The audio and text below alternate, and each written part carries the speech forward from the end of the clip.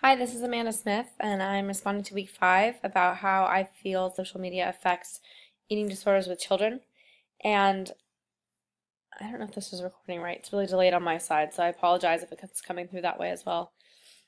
Um, I absolutely think that the trends in the media and social media, more importantly, are having an effect on the self-esteem and the self-worth and body image of youth and teens and pretty much everyone out there. And I will say that I do think that the media has gotten much better.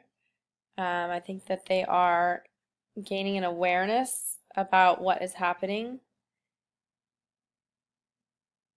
I'm kind of concerned about this recording as far as it's skipping. I do feel like there's a shift in the market, and I think that companies are trying to use more like normal sized women and a variety of women. You'll see it on like some underwear ads or some I don't know, I think I've seen it on like lotion ads or something where people are of typical sizes, not this bare bones skinny thing. Because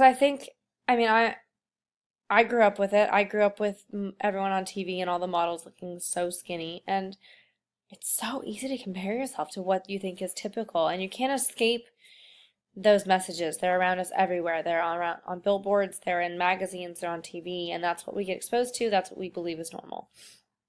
And trying to attain that perfect body image when everyone is built so differently and structured so differently, it's just a really high bar. And I can imagine that a lot of people are easily susceptible, especially if you have self-esteem issues or you don't have the best family and home life, or you're not getting validated through your family or your friends the way that you need to.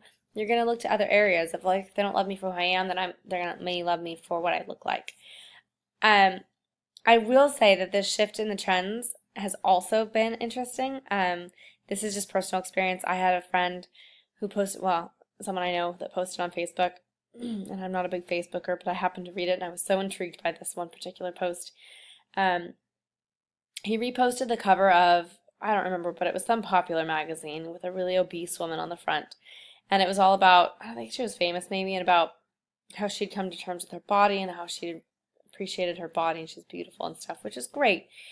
And he posted that he thought it was disgusting that such obese women would be on the front of magazines, not because he was personally offended by it, but he thought the pendulum has shifted too far to saying, okay, now we don't need to be thin, but if you're this big, like we can't accept that because that's not healthy, and that's an epidemic, and it's a kind of more of a social issue that, or a health issue. It's going to affect everyone's insurance policies and blah, blah, blah, blah, blah. I mean, you can extrapolate that to mean a lot of different things, but I found it really interesting that the conversation and the thread on this, which is what I was like intrigued by, from different women.